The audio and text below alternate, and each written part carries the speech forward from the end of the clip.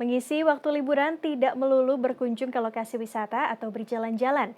Melatih keterampilan tangan dengan mengikuti workshop origami atau belajar membuat keramik dari tanah liat juga bisa menjadi alternatif. Di Kota Bandung, kedua kegiatan itu bisa Anda lakukan. Bagaimana keseruannya? Berikut liputannya. Syifa Azahra biasa berjalan-jalan untuk mengisi liburan sekolah. Tahun ini ia memilih kegiatan yang berbeda. Syifa belajar origami, seni melipat kertas asal Jepang di salah satu pusat belanja di Kota Bandung. Murid sekolah dasar berusia 9 tahun ini sedang melipat-lipat kertas dan membentuknya menjadi kincir angin. Selesai dengan kincir angin, Syifa ingin membuat bentuk lain seperti binatang. Apa sih yang paling susah kalau belajar origami? Burung. Kenapa? Burung. Kenapa? Susah lipet-lipetnya. Terus banyak lipetannya atau gimana? Iya, banyak lipetannya. Harus gimana tuh?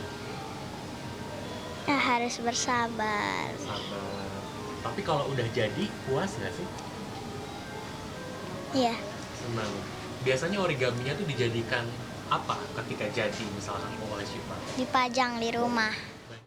Satu sesi belajar origami bersama instruktur lamanya 45 menit sampai 1 jam. Pertama-tama, peserta akan dikenalkan dengan kertas origaminya, mulai dari warna hingga bentuk. Setelah itu, para peserta menentukan bentuk apa yang akan dibuat. Kebanyakan peserta yang datang pada musim libur sekolah ini adalah siswa sekolah dasar. Sehingga teknik-teknik melipat kertas juga disesuaikan bagi para pemula. Misalnya membuat perahu, pohon, atau kelinci. Nah, bagi Anda yang pemula yang ingin mencoba seni melipat kertas atau origami ini tidak perlu khawatir karena di sini ada instrukturnya, jadi kita akan diarahkan bagaimana cara melipat kertas yang betul. Satu hal yang perlu diperhatikan ternyata harus teliti ya, ketika melakukan origami ini harus presisi ujung satu dengan ujung yang lainnya.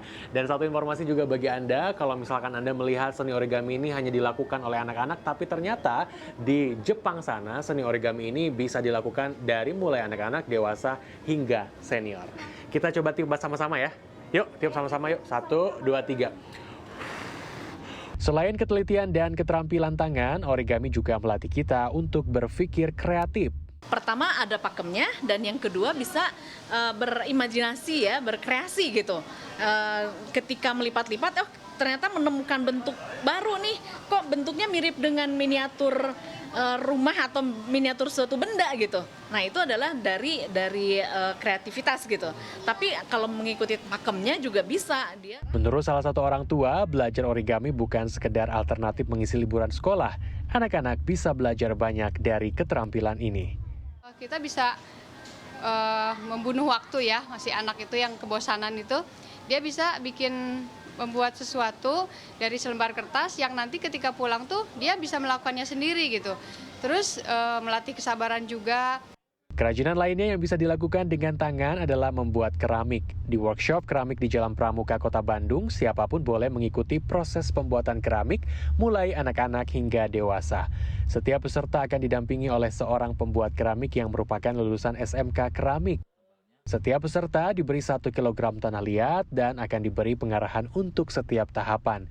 Mulai dari memakai meja putar, membentuk tanah liat, termasuk menggunakan alat bantu yang disebut mal dan benang.